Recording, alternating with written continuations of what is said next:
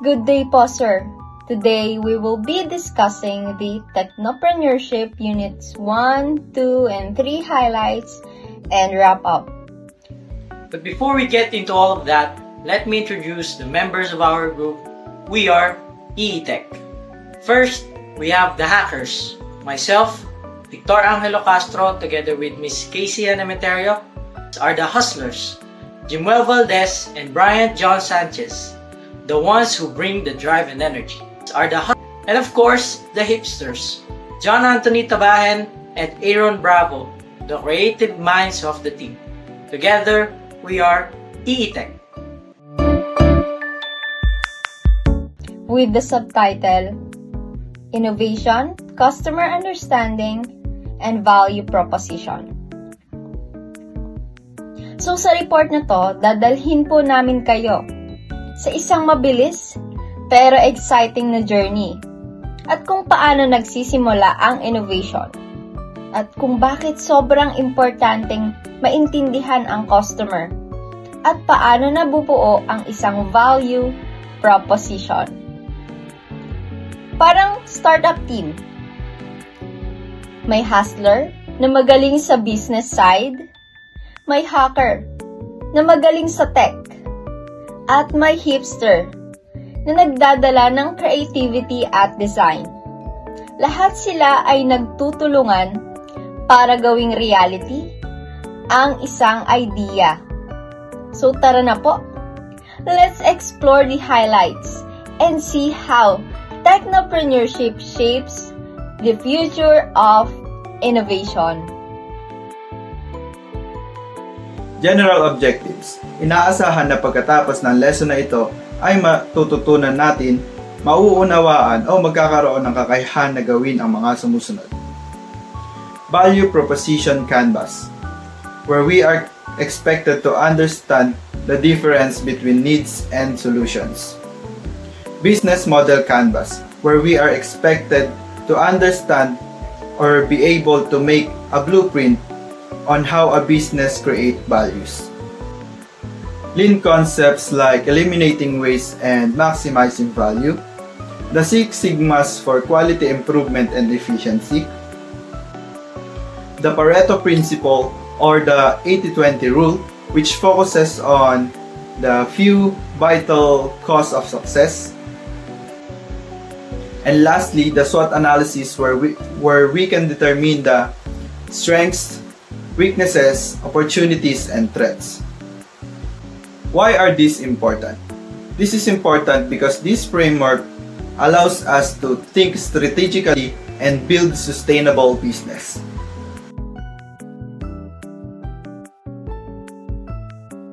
So now, let's define what is technology.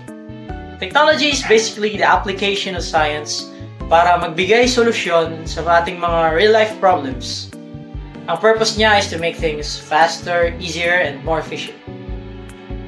Example, dati, meron tayong handwritten letters na inaabot pa ng ilang araw bago makarating.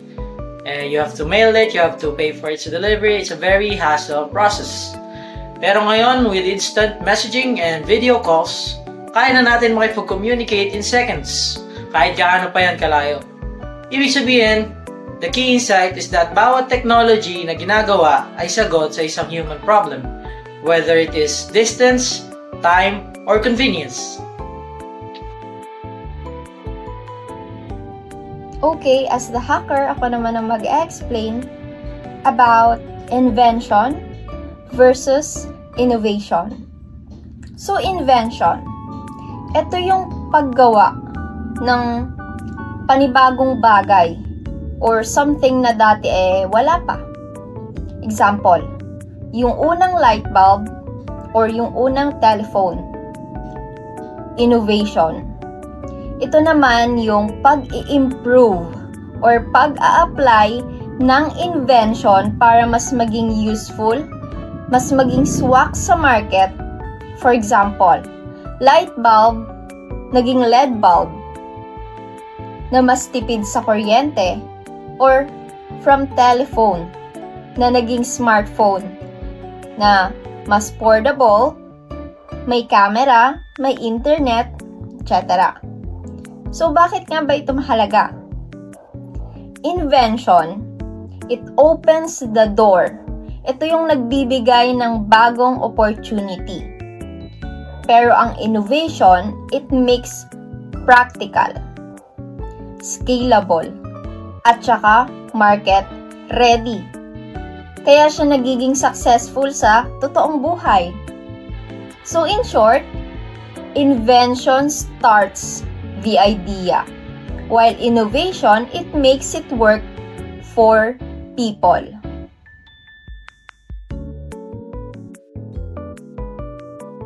Ngayon, pag-uusapan naman natin yung mga related topics or fundamental topics natin, which is yung entrepreneurship, technopreneurship, and some example ng technopreneurship. So first of all, we have entrepreneurship. Entrepreneurship focuses on or can be defined as building and managing new businesses. So dito pumapasok yung paggawa ng mga business na kung saan ginagawa to para ma-resolve yung mga modern problems as well as to organize the solution for that certain problem. While when we say technopreneurship naman kasi, it is a entrepreneurial activity that relates technology or involve technology. Dito pumapasok yung technology. Ginagamit natin yung technology para makapag-create ng better performance in terms of our businesses or service or even products.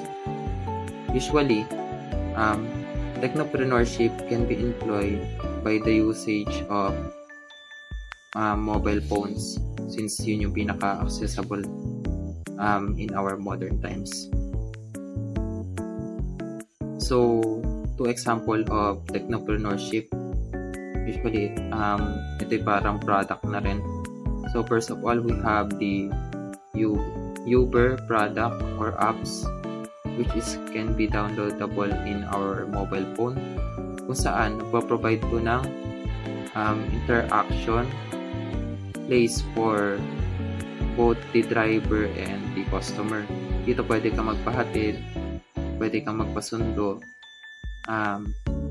and pwede ka rin mamili ng mga driver na kukuhanan mo ng service or re-request mo para sa isang service. And then second one, we have the GrabFood. Dito naman sa GrabFood, nakakonect naman to sa restaurant kung saan yung mismong rider na yung mag-order para sa'yo, and yung gagawin mo lang is mag-fill out sa online platforms nila, and then hihintayin mo syempre yung delivery, and may two choices ka rin para magbayad. It's either through delivery or online na. So yung paggamit ng technology in order for us to get a better performance in business are crucial, especially sa modern era natin. Mahalaga yung pag-i-incorporate ng technology para ma-enhance yung pagbibigay natin ng services, products, and good performance sa ating mga customer.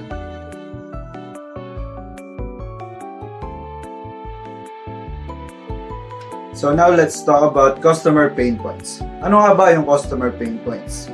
These are the specific problems the customer experience that need solutions. So ito yung mga kailangan nating malaman na mga problema ang kinakaharap ng mga customers na kailangan nating bigyan ng solusyon. Customer pain points can be categorized in 4 different types: financial pain, productivity pain, support pain, and convenience pain. So una, financial pain. So ito yung nararamdaman kapag yung gamit, produkto o serbisyo ay masyadong mahal kumpara sa kakayahan ng mga customer. Pangalawa ay ang productivity pain. So ito naman ay nararamdaman kapag ang produkto o serbisyo ay masyadong matrabaho, umuubos ng oras at higit sa lahat hindi siya praktikal na gamitin. Pangatlo ay ang support pain. ito naman ay nararamdaman kung ang tugon ng mga provider ng mga produkto o serbisyo ay hindi masyadong maganda at mabagal ang pagtugon. At panghuli ay ang convenience pain. So ito naman ay nararamdaman kung ang mga produkto ay hindi madaling gamitin at kung ang mga serbisyo ay mahirap makuha.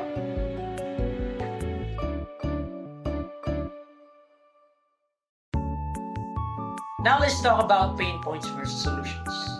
When we talk about solutions, dapat tumatama talaga siya sa core problem. Hindi enough na may product ka lang.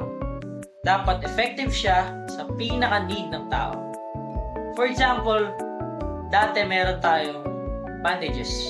These bandages, madali silang matanggal or matuklap kapag ikaw ay pinagpawisan. Kaya ang ginawa ng mga innovator, naisip nila gumawa ng waterproof bandage or gumamit ka ng medical glue para mas maging reliable ito. Well, basically the point is, wag lang magbenta ng produkto. Magbenta ka ng solusyon na talaga namang nakaka-relieve ng pain or problema ng tao.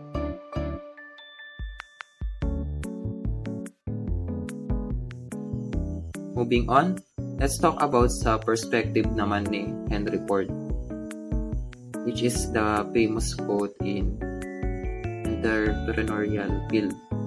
So in his quote, he stated that if I had asked people what they wanted, they would have said a faster horses. And then, yung ginawa ni Henry Ford, gumawa siya ng affordable car. And yung pinaka-insight kasi dito is that pagka gumagawa tayo ng mga solution sa certain problems, usually in entrepreneurial field, dapat hindi lang tayo nagpo-focus sa mismong problem. Dapat ginagawa natin ng analysis yung mga possible roots ng certain problems in order for us to provide a more effective and sufficient solution. Hindi lang yung pang 1-year solution but for long term itself.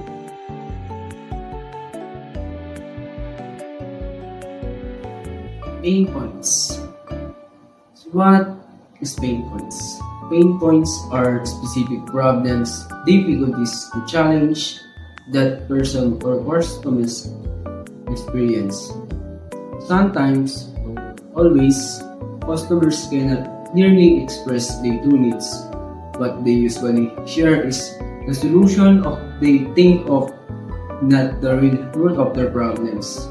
Halimbawa, what customer says is, I want phone with 256GB storage, but the true need is to keep more photos, videos, and apps without deleting it. So, how we identify pain points? Number 1, ask ended question. Magtatanong tayo ng hindi lang yes or no sagot. Magtatanong tayo na magbibigay daan para makapagkwento ang tao, may labas ang saloobin, at may paliwanag ang kanilang sitwasyon. Halimbawa, ano ang favorite na ulam, favorite color, favorite movie, ano gusto nyo sa babae, sa lalaki, saan gagamitin, o saan kailangan. Sa ganitong paraan, mas makikita natin ang totoong problema o pain points. Second, to identify pain points is observe behavior, not just word. Why this is important? Because maaaring ibang sinasabi kaysa sa totoo nilang nararamdaman. Halimbawa, may kaibigan ka, tinanong mo kung okay lang ba siya. Yan, sabi niya, okay lang. Pero mapapansin mo sa kanya na laging tahimik, laging walang gana, madalas na acting sa malayo. Ito mo makikita na may tinadala siyang problema na hindi niya sinasabi. Pag-observe, malalaman mo na hindi talaga siya okay. Next is, action is speak louder than voice. Kung tayo pwedeng magsabi ng kahit ano. Minsan para magpakita ng tao, minsan para umiwas sa away, minsan dahil nahihiya lang. Pero ang kilos o gawa nila, ang tunay na nagpapakita ng nararamdaman, intensyon o problema nila. Kaya dapat, kailangan natin tignan ang kilos kaysa sa sinasabi ng tao. Halimbawa sa love, lagi sinasabi ng partner mo na mahal ka niya. Pero hindi man lang siya nag-e-effort, hindi siya nag-effort sa anniversary nyo, hindi man lang nag-update sa'yo sa nangyayari sa buhay niya. Ayaw niyang makikita siya, friends or family niya na kasama ka. Doon pa lang, mas pinapakita ng kilos niya ang totoo niyang nararamdaman sa'yo kesa sa salitang sinasabi. Halimbawa, sa isang estudyante, maaari niyang sabihin na madali ang quiz, madali ang exam. Pero kung makikita mo pa ulit siya nabubura, napapailing, halatang stress na. Sa pagmamasid, mas nahuhuli natin ang pain points na hindi agad lumalabas sa salita. Gusto mong maintindihan ang iyong sarili o ibang tao, hindi lang sapat na salita lang ang sinasabi. Kailangan mong tingnan ang kilos, reaksyon at ugali nila dahil dito mo madalas makikita ang tunay na problema o pinagmumulan ng problema. Pagtukoy sa pain points, hindi lang basta pakikinig sa sinasabi ng tao. Kailangan itong samahan ng matalinong pagtatanong, pagbibigay halaga sa aksyon kaysa salita. At masusing pagmamasid sa kilos, sa ganitong paraan, mas maunawaan natin ang pagmumulat ng kanilang problema at makapagbigay tayo ng tamang solusyon. Third thing to identify pain points is understand the why behind customer requests. Pag may hinihingi sila ang isang tao o customer, hindi lang iyon tunay nilang pangangailangan. Kailangan natin alamin kung bakit nila yung gusto. Sa ganitong paraan, maunawaan natin ang ugat ng problema at makapagbigay tayo ng tamang solusyon. Madalas, hindi kaya sabihin ng tao o customer ang tunay nilang kailangan. Ang lumalabas lang yung solusyon na naiisip nila sa problema nila. Kaya mahalaga ang tatlong paraan para matukoy yung pain points. Una, epekto ng pag-unawa sa pain points. Ang malalim na pag-unawa sa pain points o problema ng customer ay susi sa tagumpay. Nagdudulot ito ng mas mahusay na inobasyon, mas epektibong komunikasyon sa marketing at pagtaas ng tiwala ng customer. Ang pag-unawa sa customer ay mahalaga para sa pagmatagalang tagumpay. Halimbawa sa pain points, ang problema, nahihirapan ang mga tao na mag-order ng pagkain ng hindi lumalabas ng bahay, lalo na kung gabi na. Lumang solusyon, tatawag sa restaurant at aasa na may magdi-deliver. Bagong solusyon naman, teknolohiya, GrabFood. Gamit ang mobile app at GPS, nasolve ang problema sa distansya at oras. Ginawa ito mabilis at madali sa pagkuha ng pagkain sa bahay. Now let's talk about customers and as well as the end user. When we talk about customers, may dalawang importanteng roles, the customer and the end user. Ang customer ay ang bumibili o nagbabayad habang ang end user naman ay yung actual na gumagamit o nagko-consume ng product. Example, sa diapers, ang bumibili ay parents nila, which is the customer. Pero ang gumagamit is the baby, the end user. Sa software naman, company ang nagbabayad pero employees ang gumagamit. Kaya dapat lagi i-consider pareho. Kung ikaw ay isang entrepreneur, dapat i-consider mo both sides of the coin, the end user and the customer itself. Kung sino ang nagbayad at kung sino ang gagamit, para sure ka na both sides are satisfied. Ikaw ay isang entrepreneur, nakaka-impluwensya o nai-impluwensyahan ng isang business. Maaring ito ang mga nagpapatakbo sa isang kumpanya, mga empleyado, o maaari rin namang mga kliyente, customers, mga suppliers, o mga partners. So, bawat isa sa kanila ay may iba't ibang interes. Maaaring ito ay maging financial, operational, o social interest. So, bakit nga ba mahalaga na pag-usapan ito? It is important because understanding stakeholders ensures sustainable business relationships.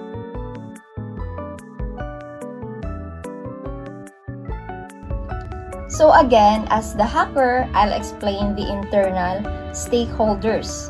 So kapag sinabing internal stakeholders, ito yung mga tao na nasa loob mismo ng organization at may direct effect sa takbo ng company. So first, employees. Sila yung nag-ooperate araw-araw, gumagawa ng actual work, at sila rin yung unang nakaka-experience ng policies at systems ng isang company. Managers. Sila yung nagdadirect, nagko-control ng mga resources at nag-aayos para masiguradong smooth ang flow ng operations. Owners. Sila yung naglalagay ng capital, sila rin yung risk takers. At syempre, sila yung may share sa profit kapag naging successful ang isang business. So, napakahalaga ng motivation ng tatlong grupo na ito. Kasi kung motivated sila, mas productive, mas maayos ang teamwork, at overall, magiging mas mataas ang chance ng company na maging successful.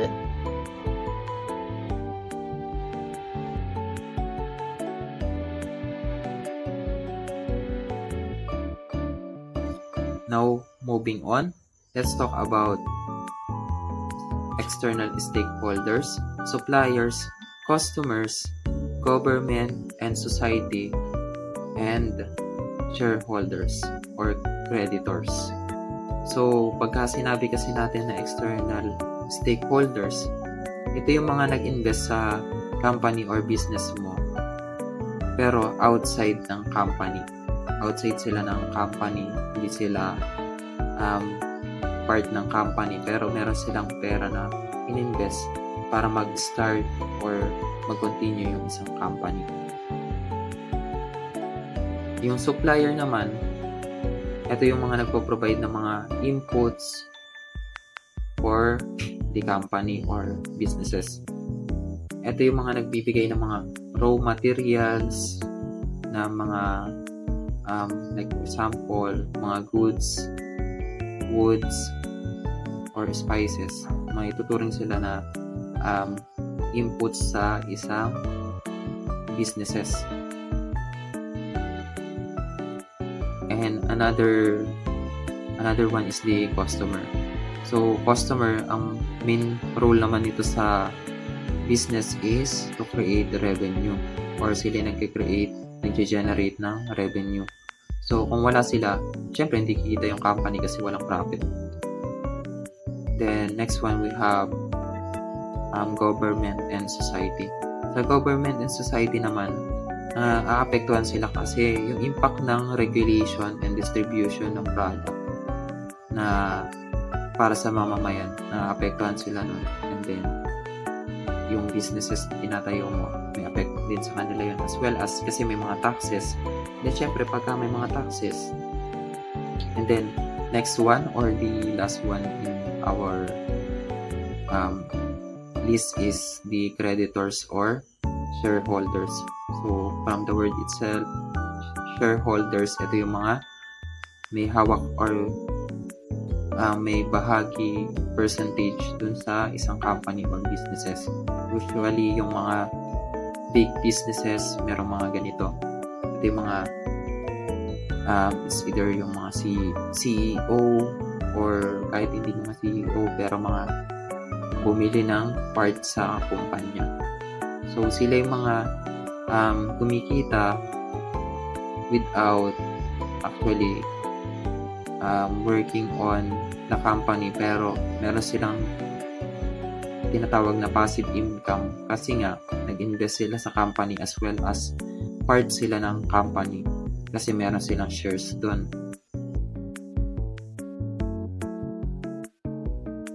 Customer segment. So what is customer segments? Customer segments are the group of people, organization, your business created value for, including users who may not pay but essential to the business model. Bawat isa ay may kanyang pangangailangan, gali at preference na dapat maintindihan para mag-deliver ang tamang value sa kanila. Hindi lahat ng user ay nagbabayad, pero kahit libre sila, sila ay mahalaga para gumana ang business model. Halimbawa, sa Facebook, may dalawang pangunahing segment. Mga regular user na libre lang ang access, pero mahalaga sila dahil nagpo-provide sila ng audience. At ang advertiser na nagbabayad para ma-promote ang kanyang produkto. Sa Uber, may rider na nagbabayad para mamiyahe at driver na nagbibigay serbisyo at kumita rin. Sa ganitong paraan, malinaw na bawat segment ay may role at function sa negosyo. Ang YouTube rin ay magandang halimbawa. Viewers na hindi nagbabayad, pero mahalaga sila dahil sila ang nag-attract ng advertiser na pangunahing source ng revenue. Ang pag-identify ng customer segment ay nakatulong sa negosyo para magawa ng target product, target service, target marketing strategies. Pag alam mo kung sino ang customer mo, kung ano ang value ng gusto nila, madali nga makakapag-take your offers. Swak na pangangailangan nila, swak na mas palakasan sa relationship, mas mataas na satisfaction. Madaling salita, ang customer segment ay parang mapa. Sino ang gusto mong tulungan, sino ang makakatulong sa negosyo. Kung tamang pag-identify ng segments, mas madali na makagawa ng produkto o service, swak sa pangangailangan ng market, at mas tataas ang chance ng success ng business.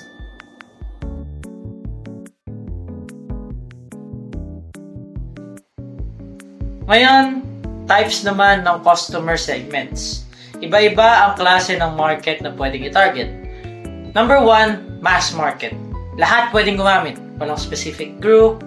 Ang example nito is soft drinks. Kahit sino pwede nito uminom. The number 2, niche market. Super specific. Audience lang. Example nito is cat food. Natural ang cat food. Pang sa cat owners lang. The number 3, segmented. Same product pero may konting variation for different needs. Example natin, bank accounts. May tinatawag tayong student account, meron ding regular savings at business account. The number 4, there's the diversified segment. Totally unrelated siya sa markets na parehong tinatarget. Example, Amazon, nagbebenta ng books, pero may cloud services din. Yan ay biglang nagbago or nag-shift siya ng market. Number 5, multi-sided. Dalawang groups na dependent sa isa't isa. Example nito is si Shopee. Sellers need buyers, buyers need sellers. They are codependent to each other.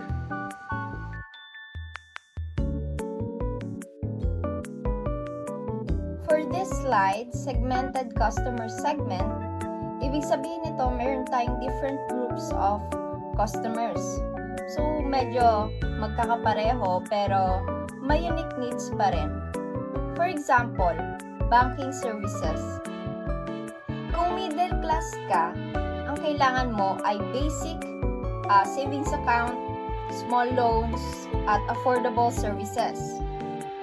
Pero kung wealthy client ka, mas kailangan mo ng investment advice, wealth management, at exclusive na services. So, impact. Hindi pwede na one size fits all yung approach.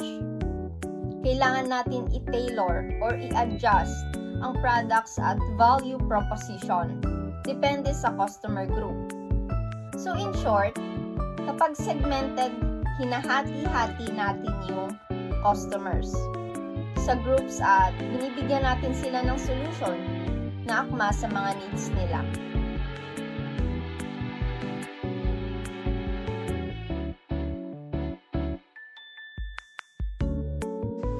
Ngayon naman ay talakayin natin kung ano ang diversification. Ang diversification ay isang business strategy na ginagamit ng mga businesses na nag-aalok ng produkto o serbisyo. Sa pamamagitan nito, maaaring palawakin yung saklaw ng target market na maaaring maging dahilan ng pagtaas sa sales o pagbaba ng risk na maaaring kaharapin. Sa madaling salita, diversification reduces risk and capture more market. Ilan sa mga kumpanya na gumawa ng ganitong strategy ay ang Amazon. Ang Amazon ay dating online bookstore, ngunit ngayon ay isa na ring retail shopping at nag-aalok na rin ng isang cloud computing platform na ginagamit ng mga malalaking kumpanya. Isa rin halimbawa ay ang Apple. Ang Apple ay dating gumagawa ng mga computers ay ngayon ay nag-aalok na rin ng para sa music at entertainment gaya ng iTunes, Apple Music, Apple TV at iba pa.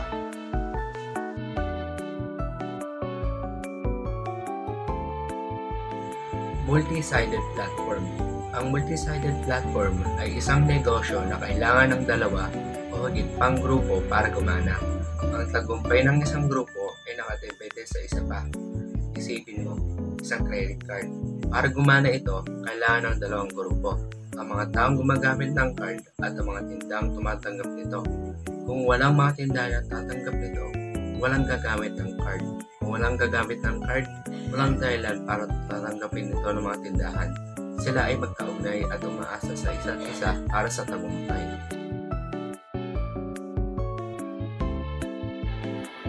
Market segmentation. What is market segmentation? Market segmentation is the process of dividing a target market into a smaller group of customers who share similar characteristics, needs, or behavior, allowing business to tailor products, services, and marketing strategies effectively. Mahalaga ito kasi hindi lahat ng tao ay pare-pareho at kung alam ng negosyo o sino ang kanilang specific na audience, mas madali nilang maibigay ang tamang produkto, servisyo, at marketing strategy na swak sa kanila. Halimbawa, sa isang clothing brand, pwede nilang i-segment ang customer base sa edad, gender, at style preference. Sa ganitong paraan, makagawa sila ng design at campaigns na talagang target sa bawat group. Sa isang food delivery app, pwede rin i-segment ang user base sa location, pagkain, gusto o frequent na orders. Sa ganitong paraan, ma-customize ang promos, recommendation, at discount. Ang streaming platform naman tulad ng Netflix, YouTube ay isang magandang halimbawa. Maaaring i-segment ang viewers base sa edad, gender, preference, o subscription type. Ito ang dahilan kung bakit makikita natin ang bawat user ay nakakita ng personal recommendation sa kanilang taste. Sa madaling salita, ang market segmentation ay parang paggrupo ng tao na may pare-parang pangangailangan o behavior na mas madaling may ibibigay tamang value. Kapag tama ang pag-segment ng market, mas mataas ang chance na maging successful ang negosyo dahil mas target ang product, services, at marketing effort.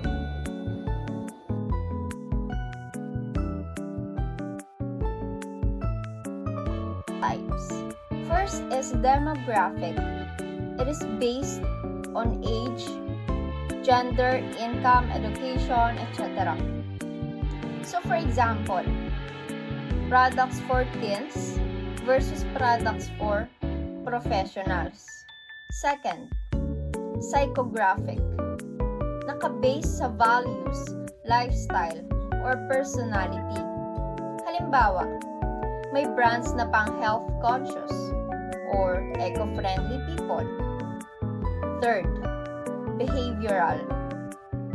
Depende sa purchase behavior or usage. Like regular buyers versus like first-time customers. O yung mga mahilig sa promos. Fourth, geographic. Nakadepende sa location. Pwede by country, city, or even climate. Example, ibang needs ng tao sa Baguio versus sa tao sa Manila. So, impact nito is each type of segmentation gives us different insights kung paano mag-behave ang customers. At kung alam natin to, mas madali tayong makakagawa ng effective marketing strategy.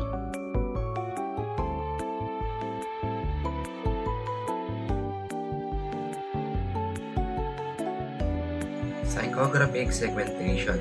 Ang psychographic segmentation ay nakatuon sa pag-iisip at pamumuhay ng customer. Tinutukoy na ang mga halaga at motibasyon sa likod ng kanilang mga aksyon na mas makapangyarihan. Halimbawa naman sa mas epektibong pag-target. Mag-a-anunsyo sa mga taong mahilig mag-jogging at mag-hiking. Ang mga taong ito ay may mindset na pinapahalagan ang kalusugan at aktibong pamumuhay.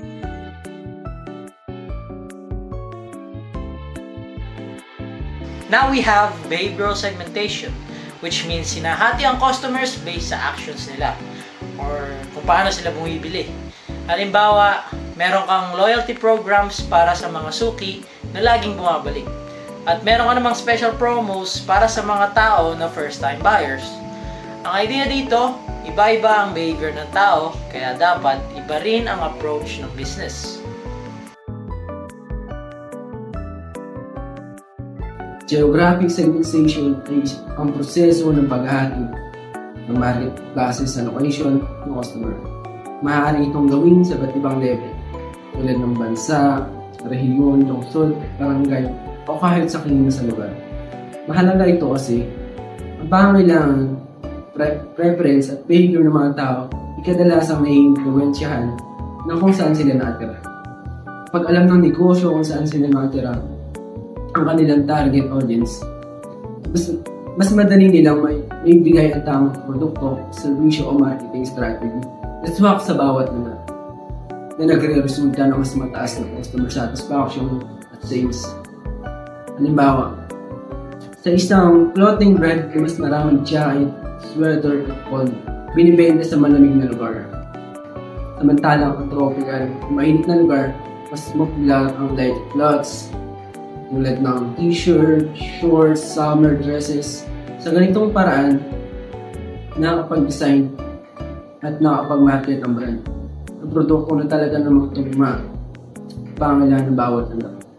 Sa madaling salita, ang geographic segmentation ay pag-alam kung saan nakatira ang customer mo at pag-adjust ng produkto o servisyo at marketing strategy para mas tumak sa lugar nila. Pag tama ang paggamit ng segmentation na ito, mas mataas ang chance na maging successful ang negosyo dahil mas relevant at personalized ang produkto at marketing efforts at mas epektibo ang pagtugon ng pangangailangan ng bawat grupo base sa kanilang lokasyon.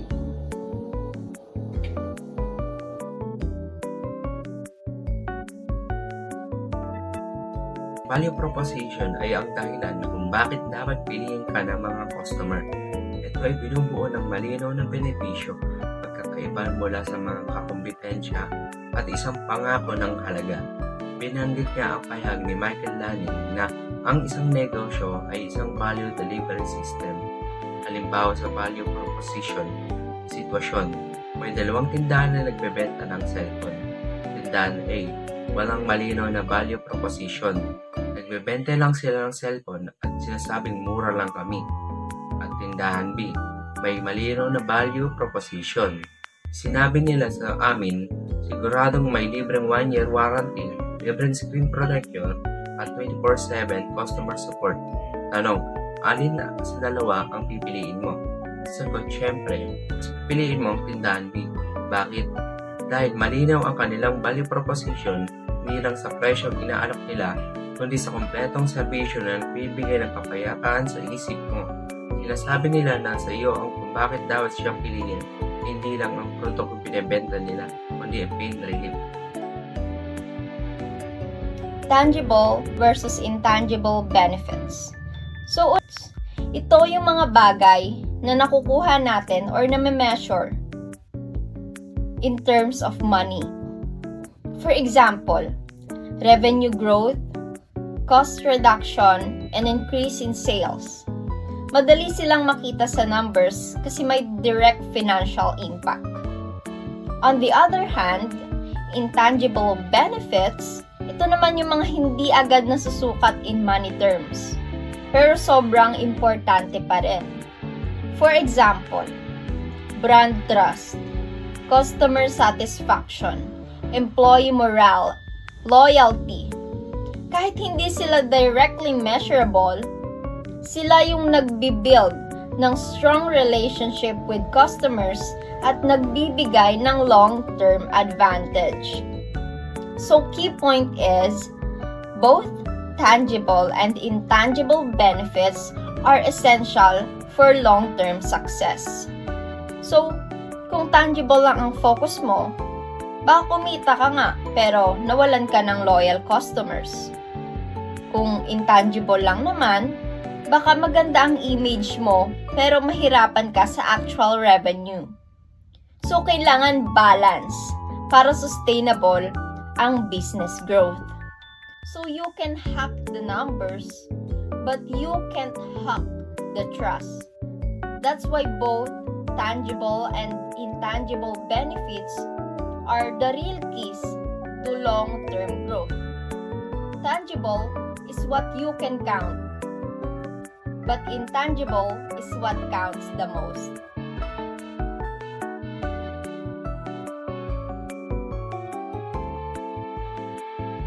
Ayon kay Milian Migdara, business has two functions, marketing and innovation. Ang negosyo ay umiikot sa pagpapakita sa mundo ng halaga ng iyong produkto at kakayahan niyang lumikha ng bago at kakaibang solusyon. Tulad ng kasabihang, no one ever got rich working 9 to 5 hours. Kailangan mo lumabas sa comfort zone mo, mag-risk at magsikap na hindi sa ordinaryo upang maabot ang tunay na tagumpay. Ngunit tandaan, yun ang aral ni Warren Buffett. Risk come from not knowing what you're doing. Pag may kaalaman at planadong hakbang ka bago umigas, mas mababa ang panganib at mas mataas ang posibilidad na tagumpay. Sa huli, ang kombinasyon ng marketing, innovation, effort, and informed decision making ang magbubukas ng daan upang maabot ng goals at maipakita ang tunay na potential.